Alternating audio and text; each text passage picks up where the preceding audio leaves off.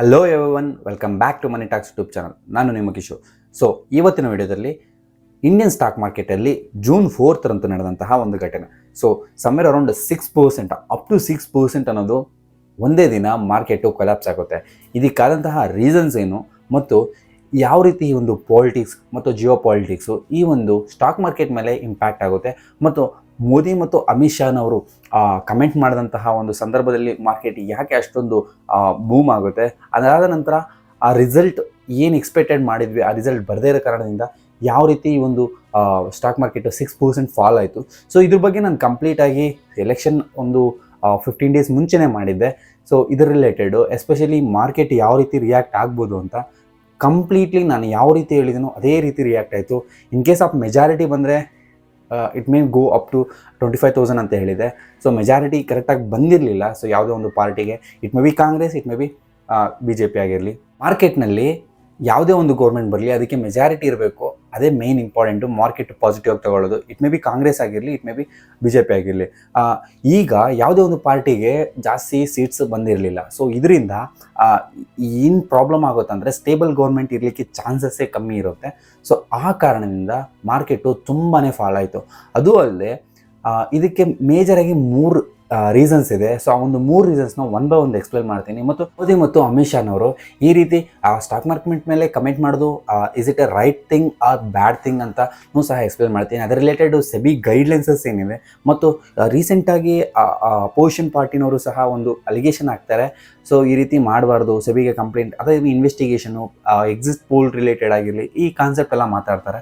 So ಇದ್ರ related ಏನು impact ಆಗ್ಬೋದು ಅನ್ನೋದು ಸಹ ನಿಮಗೆ ತಿಳಿಸ್ಕೊಡ್ತೀನಿ. ಸೊ ಈ ಒಂದು ಮಾರ್ಕೆಟ್ನಲ್ಲಿ ವೋಲ್ಟಾಲಿಟಿ ಏನಿದೆ ಈಗ, ಸೊ ಆ ಒಂದು ವೋಲ್ಟಾಲಿಟಿಗೆ ಕಾರಣಗಳೇನೆಂದರೆ ಮೇಜರಾಗಿ 3 ಎಕ್ಸ್ಪ್ಲೈನ್ ಆಗಿ ನಾನು ಸಿಚುವೇಶನ್ ತೊಗೊಂಡು 3 ಡೇಟ್ಸ್ನ ಸಿಚುವೇಶನ್ ತೊಗೊಂಡು ಎಕ್ಸ್ಪ್ಲೈನ್ ಮಾಡ್ತೀನಿ.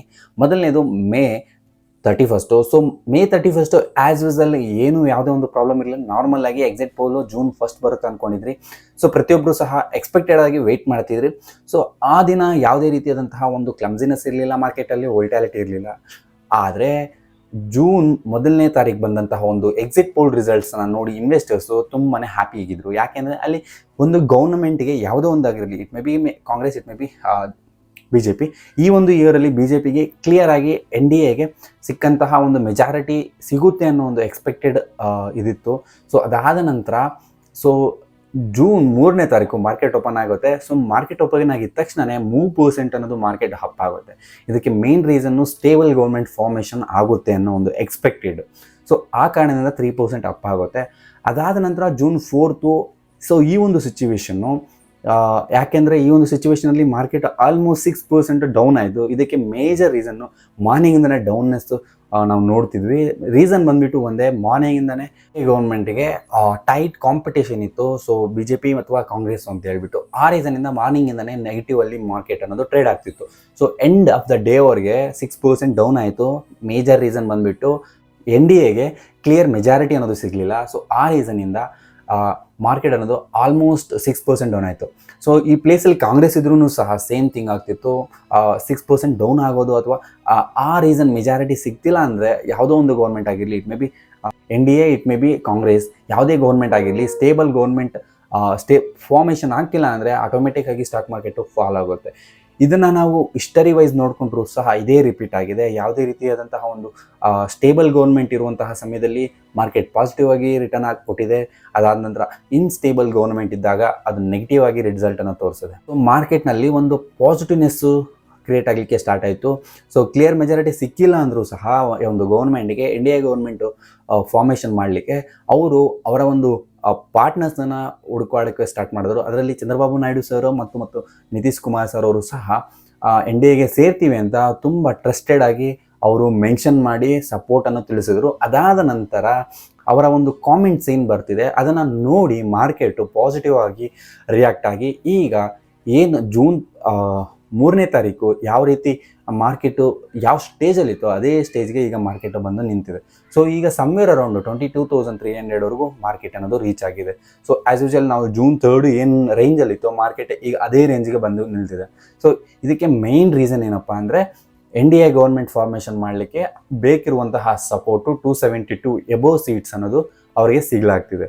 With the help of other parties, ಸಣ್ಣ ಸಣ್ಣ ಪುಟ್ಟ ಪಾರ್ಟಿಗಳು, ಅದರ ಜೊತೆಗೆ ಕೆಲವೊಂದು ರೀಜನಲ್ ಪಾರ್ಟಿಗಳ ಕಡೆಯಿಂದ ಒಂದು ದೊಡ್ಡ ಸಪೋರ್ಟ್ ಸಿಕ್ಕೋದ್ರ ಕಾರಣದಿಂದ NDA ಗೌರ್ಮೆಂಟ್ ಫಾರ್ಮ್ ಮಾಡಲಿಕ್ಕೆ ಅದಕ್ಕೆ ಬೇಕಿರುವಂತಹ ಒಂದು ಸ್ಟೇಬಲ್ ಸೀಟ್ಸನ್ನು ಸಿಕ್ಕಿದೆ. ಆ ಕಾರಣದಿಂದ ಈ ಒಂದು ಗೌರ್ಮೆಂಟ್ ಫಾರ್ಮೇಷನ್ ಮಾಡಲು ಸಹಕಾರ ಆಗಿ ಈಗ ಗೌರ್ಮೆಂಟ್ ಆ್ಯಸ್ ಯೂಶುವಲ್ ಫಾರ್ಮ್ ಆಗುತ್ತೆ, ಮಾರ್ಕೆಟ್ ಆ್ಯಸ್ ಯೂಶುವಲ್ ಆಗಿ ರ್ಯಾಲಿ ಆಗುತ್ತೆ. So if it in case further ಏನಾದರೂ ಆ ಒಂದು ಲೈಕ್ ಪಾರ್ಟ್ನರ್ಸ್ ಏನಿದ್ದಾರೆ, ಲೈಕ್ NDAಗೆ ಸಪೋರ್ಟ್ ಮಾಡಿದಂತಹ ಕೆಲವೊಂದು ರೀಜನಲ್ ಪಾರ್ಟೀಸ್ ಏನಾದರೂ ವಿತ್ಡ್ರಾ ಮಾಡಿಕೊಂಡ್ರೆ ಅವರ ಸಪೋರ್ಟು ಡೆಫಿನೆಟ್ಲಿ ಸ್ಟಾಕ್ ಮಾರ್ಕೆಟ್ ಅನ್ನೋದು ಫಾಲೋ ಆಗುತ್ತೆ. ಸೊ ಈ ಒಂದು ವಿಷಯನ ನಾನು ಆಲ್ರೆಡಿ ನಾನು ಒಂದು ವಿಡಿಯೋನ ಮಾಡಿದ್ದೆ. ಸೊ ಆ ಒಂದು ವಿಡಿಯೋದಲ್ಲಿ ಕಂಪ್ಲೀಟಾಗಿ ನಿಮಗೆ ಡೀಟೇಲ್ಸನ್ನು ಕೊಡಲಾಗಿತ್ತು, ಯಾವ ರೀತಿ ಮಾರ್ಕೆಟ್ ಅನ್ನೋದು ಫಾಲೋ ಆಗುತ್ತೆ. So when it comes to election ಯಾವ ರೀತಿ ಮಾರ್ಕೆಟ್ ಫಾಲೋ ಆಗುತ್ತೆ, ಇನ್ ಕೇಸ್ ಪ್ರಿಡಿಕ್ಷನು ಸಹ ಮಾಡಿದೆ. ಈಗ ಏನು BJPಯವರು ಅಥವಾ NDA ಗೌರ್ಮೆಂಟ್ ಏನಿದೆ, ಸೊ ಆ ಒಂದು ಗೌರ್ಮೆಂಟ್ 400 ಎಬೋರ್ ಸೀಟ್ಸನ್ನು ಗಳಿಸ್ತೀವಿ ಅಂತ ಹೇಳ್ಬಿಟ್ಟು ಮೆನ್ಷನ್ ಮಾಡಿದರು. ಸೊ ಆ ಒಂದು ಫ್ಯಾಕ್ಟ್ ಏನಾದರೂ ವರ್ಕೌಟ್ ಆಗಿದ್ದರೆ ಸಮ್ವೇರ್ ಅರೌಂಡ್ ನಿಫ್ಟಿ 25,000ವರೆಗೂ ರೀಚ್ ಆಗುವಂಥ ಚಾನ್ಸಸ್ ಇತ್ತು. ಸೊ ಈಗ ಆ ಒಂದು ಫ್ಯಾಕ್ಟರ್ ಅನ್ನೋದು ವರ್ಕೌಟ್ ಆಗಿಲ್ಲ, ಕ್ಲಿಯರ್ ಮೆಜಾರಿಟಿನೂ ಸಿಕ್ಕಿಲ್ಲ. ಸೊ ಕ್ಲಿಯರ್ ಮೆಜಾರಿಟಿ ಸಿಕ್ಕಿಲ್ಲ ಅಂದ್ರೂ ಈಗ ಗೌರ್ಮೆಂಟ್ ಫಾರ್ಮೇಷನ್ ಬೇಕಾದಂತಹ ಒಂದು ಸೀಟ್ಸ್ ಇದೆ. ಸೊ ಈ ಒಂದು ಕ್ಲಿಯರ್ ಮೆಜಾರಿಟಿ ಸಿಕ್ಕಿಲ್ಲ ಅಂತ ಇಮ್ಮಿಡಿಯೇಟಾಗಿ ಮಾರ್ಕೆಟು 6% ಡೌನ್ ಆಯ್ತಲ್ವಾ. ಸೊ ಬಿಕಾಸ್ ಆಫ್ ಇದೇ ರೀಸನಿಂದ ಯಾವುದೇ ಒಂದು ಗೌರ್ಮೆಂಟು ಸ್ಟೇಬಲ್ ಗೌರ್ಮೆಂಟ್ ಆಗಿಲ್ಲ ಅಥವಾ ಫಾರ್ಮೇಷನ್ ಮಾಡೋಕ್ಕಾಗಿಲ್ಲ ಅಂದರೆ ಆಲ್ಮೋಸ್ಟ್ ಅದರಲ್ಲೂ ಕ್ಲಿಯರಾಗಿ ಮೆನ್ಷನ್ ಮಾಡಿದೆ, ಯಾವುದೇ ಗೌರ್ಮೆಂಟ್ಗೂ ಸ್ಟೇಬಲ್ ಆಗಿ ಮೆಜಾರಿಟಿ ಸಿಕ್ಕಿಲ್ಲ ಅಂದರೆ ಡೆಫಿನೆಟ್ಲಿ ಮಾರ್ಕೆಟು ಡೌನ್ಫಾಲ್ ಆಗೇ ಆಗುತ್ತೆ ಅಂತ. ಸೊ ನಾವು ಒಂದು ಲಿಂಕನ್ನು ಡಿಸ್ಕ್ರಿಪ್ಷನಲ್ಲಿ ಕೊಡ್ತೀನಿ, ಆ ಒಂದು ವಿಡಿಯೋನ ನೀವು ಫ್ಯಾಕ್ಟ್ ಚೆಕ್ ಮಾಡ್ಕೋಬೋದು ಯಾವ ರೀತಿ ಎಕ್ಸ್ಪ್ಲೈನ್ ಮಾಡಿದೆ ಸೊ ಆ ಒಂದು ವಿಡಿಯೋದಲ್ಲಿ ಅಂತ. So in case Congress government ಬಂದ್ರೂ ಸಹ ಮಾರ್ಕೆಟು ರೌಂಡ್ ಪಾಸಿಟಿವ್ ನೆಟ್ 5% ಅಥವಾ ಇನ್ ಕೇಸ್ ಮೆಜಾರಿಟಿ ಸಿಕ್ಕಿಲ್ಲ ಅಂದರೆ 5% ಡೌನಲ್ಲೂ ಸಹ ಇರ್ತಿತ್ತು. ಅದರಲ್ಲಿ ಮೇಜರ್ ರಿಸ್ಕ್ ಫ್ಯಾಕ್ಟರ್ ಒಂದೇ ಇರೋದು ಈಗಿರುವಂತಹ ಸಿಚುವೇಷನ್ಲಿ ಸ್ಟಾಕ್ ಮಾರ್ಕೆಟ್ಗೆ ಮೇಜರ್ ರಿಸ್ಕ್ ಫ್ಯಾಕ್ಟರ್ ಏನಪ್ಪ ಅಂದರೆ ಈ ಒಂದು ರಿಲಿಜನಲ್ ಪಾರ್ಟೀಸು ಯಾವುದೇ ಒಂದು ಗೌರ್ಮೆಂಟ್ಗೆ ಸಪೋರ್ಟ್ ಅನ್ನೋದನ್ನೊಂದು ವಿತ್ಡ್ರಾ ಮಾಡಿದ್ರೆ ಡೆಫಿನೆಟ್ಲಿ ಮಾರ್ಕೆಟು ಮತ್ತೆ ಫಾಲ್ ಆಗುತ್ತೆ. So it may be like up to 10%ವರೆಗೂ ಸಹ ಇರ್ಬೋದು. ಸೊ ಈಗ 6% ಏನಿತ್ತು ಅಂದರೆ ಇದರಲ್ಲಿ ಮೇನ್ ಅಡ್ವಾಂಟೇಜ್ ಏನಪ್ಪ ಅಂದರೆ ಕೋರ್ ಪಾರ್ಟಿ ಏನಿದೆ BJP ಪಾರ್ಟಿಗೆ 240 ಸೀಟ್ಸ್ ಬಂದಿರೋದು ಒಂದು ಲಕ್ಕಿ ನಂಬರ್ ಅಂತ ಹೇಳಬೇಕು.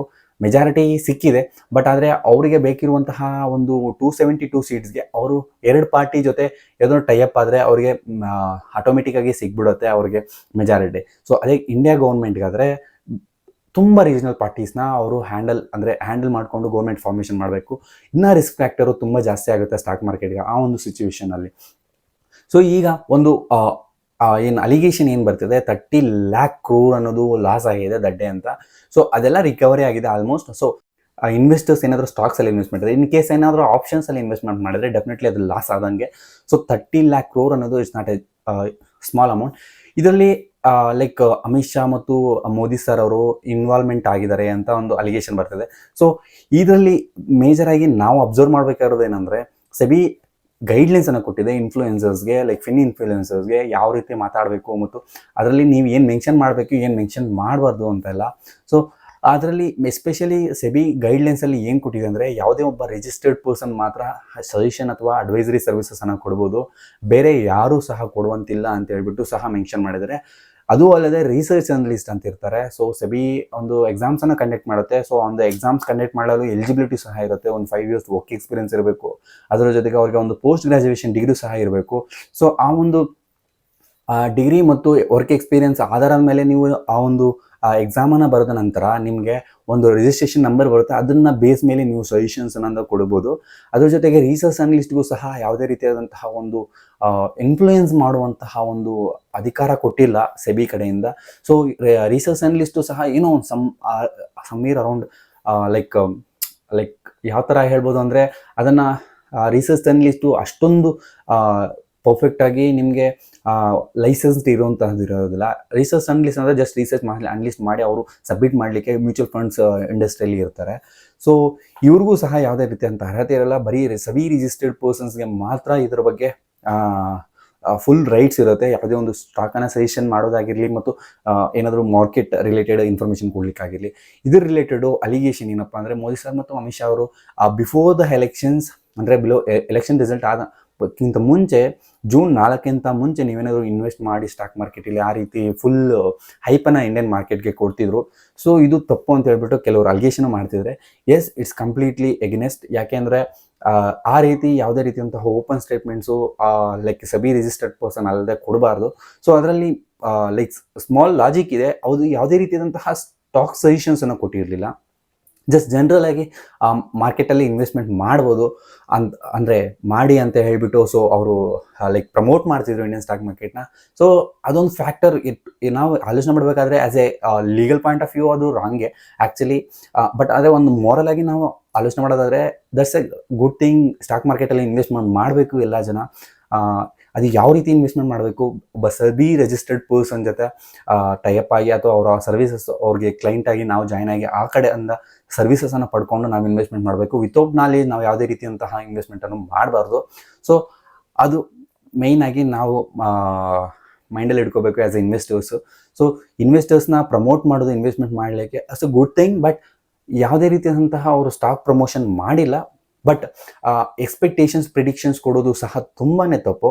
ಆದ್ದರಿಂದ ಅವರಿಗೆ ಲೈಕ್ ಅಲಿಗೇಷನ್ಸ್ ಬರ್ತಿದೆ. ಬಟ್ ನನ್ನ ಒಪಿನಿಯನ್ ಏನಂದರೆ ಆ ರೀತಿ ಲೈಕ್ ಅವರು ಬಿಗ್ಗೆಸ್ಟ್ ಇನ್ಫ್ಲೂಯೆನ್ಸಸ್ ಇನ್ ಇಂಡಿಯಾ. ಯಾಕೆಂದರೆ ಒಬ್ಬ ಪ್ರೈಮ್ ಮಿನಿಸ್ಟರ್ ಸರು, ಒಬ್ಬರು ಹೋಮ್ ಮಿನಿಸ್ಟರ್ ಸಾಹೇಬರು. ಸೊ ಇವರು ಈ ರೀತಿ ಇನ್ಫ್ಲೂಯೆನ್ಸ್ ಮಾಡೋದು ಅದು completely against the rules. But as a moral point of ನೋಡಿಕೊಂಡ್ರೆ it's a good only. Investors like investment ಮಾಡಿ ಅನ್ನೋದು ಒಂದು ಗುಡ್ ಸೊಲ್ಯೂಷನ್ ಓನ್ಲಿ ಎಲ್ಲ ಜನಕ್ಕೂ ಕೊಡೋದು. ಸೊ ನನ್ನ ಒಂದು ಒಪಿನಿಯನ್ ಇಷ್ಟೇ ಗೈಸ್. ಸೊ ಇದರ ರಿಲೇಟೆಡ್ ನಿಮ್ಮ ಒಂದು ಒಪಿನಿಯನನ್ನು ಕಮೆಂಟ್ ಬಾಕ್ಸ್ನಲ್ಲಿ ತಿಳಿಸ್ಕೊಡಿ. ನಿಮಗೆ ಇದೇ ರೀತಿಯ stock market especially mutual funds ಮತ್ತು ಬಿಸ್ನೆಸ್ ಕೇಸ್ ಸ್ಟಡೀಸು ಇದರಲ್ಲಿ ಜಾಸ್ತಿ ಫೋಕಸ್ ಮಾಡ್ತೀವಿ. ಸ್ಟಾಕ್ ಮಾರ್ಕೆಟ್ಗೂ ತುಂಬಾ ಕಮ್ಮಿ ಆ್ಯಕ್ಚುಲಿ. ನಾವು ಅದರಲ್ಲಿ ಪರಿಣಿತರಾಗಿಲ್ಲ. ಸೊ ಮ್ಯೂಚುವಲ್ ಫಂಡ್ಸಲ್ಲಿ ಮತ್ತು ಬಿಸ್ನೆಸ್ ಕೇಸ್ ಸ್ಟಡೀಸು ನಮಗೆ ಗೊತ್ತಿದ್ದಂತೂ ನಿಮಗೆ ತಿಳಿಸ್ಕೊಡ್ಲಿಕ್ಕೆ ನಾವು ಪ್ರಯತ್ನ ಪಡ್ತಿರ್ತೀವಿ ಈ ಒಂದು ವಿಡಿಯೋಗಳ ಮುಖಾಂತರ. ನೀವು ನಮ್ಮ ಒಂದು ಕನ್ನಡ ಚಾನಲನ್ನು ಸಪೋರ್ಟ್ ಮಾಡಿ.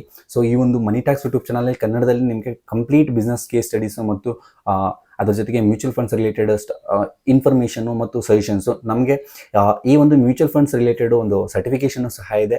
ಸೊ ನಮಗೆ ಯಾವುದೇ ಒಂದು ಲೈಕ್ ಲೀಗಲಿಟಿ ಪ್ರಾಬ್ಲಮ್ ಇಲ್ಲ. ಯಾಕೆಂದರೆ ನಾವು V are the certified persons. So ನಮ್ಮ ಹತ್ರ ಸರ್ಟಿಫಿಕೇಷನ್ ಇದೆ. ಸೊ ನೀವು ಏನಾದರೂ ಆ ಸರ್ಟಿಫಿಕೇಷನ್ ನೋಡಬೇಕಿದ್ರೆ ಈ ಕಡೆ ನಿಮಗೆ ಒಂದು ಫೋಟೋನ ಹಾಕಿರ್ತೀನಿ, ನೀವು ಚೆಕ್ ಮಾಡಿ. ಸೊ ನಮ್ಮ ಒಂದು AUN ನಂಬರು ಸಹ ಇರುತ್ತೆ. We are the like one of the persons of AMFI ಸಹ. ಸೊ ಆ್ಯಂಫಿಯಲ್ಲಿ ರಿಜಿಸ್ಟರ್ಡ್ ಆಗಿರುವಂತಹ ಒಬ್ಬ ಪರ್ಸನ್ನು. ಸೊ ಅವ್ರ ಕಡೆಯಿಂದ ಎಕ್ಸಾಮ್ ಕಂಡಕ್ಟ್ ಮಾಡಿರ್ತಾರೆ. ಆ ಎಕ್ಸಾಮನ್ನು ಕ್ಲಿಯರ್ ಮಾಡಿ ನಾವು ಸೊಲ್ಯೂಷನ್ಸನ್ನು ಕೊಡ್ತಿರ್ತೀವಿ. ಸೊ ಲೈಸೆನ್ಸ್ ಸಹ ಇದೆ. ಸೊ ನೀವು ಏನಾದರೂ ಫ್ಯಾಕ್ಟ್ ಚೆಕ್ ಮಾಡ್ಕೋಬೇಕಾದ್ರೆ ಈ ಒಂದು ಲೈಸೆನ್ಸನ್ನು ನೀವು ಎಲ್ಲಾದರೂ ಚೆಕ್ ಮಾಡಿಸ್ಕೋಬೋದು. ಇದು ಈ ಒಂದು ವಿಡಿಯೋ. ಸೊ ನಿಮ್ಮ ಒಂದು ಎಲ್ಲ ಫೈನಾನ್ಷಿಯಲ್ ನಾಲೆಜ್ಗಾಗಿ ಮನಿ ಟಾಕ್ಸ್ ಯೂಟ್ಯೂಬ್ ಚಾನಲ್ನ ಸಬ್ಸ್ಕ್ರೈಬ್ ಮಾಡ್ಕೊಳ್ಳಿ ಅಂತ ಹೇಳ್ತಾ ಈ ಒಂದು ವಿಡಿಯೋನ ಎಲ್ಲ ಮುಗಿಸ್ತೀನಿ. ಜೈ ಹಿಂದ್, ಜೈ ಕರ್ನಾಟಕ.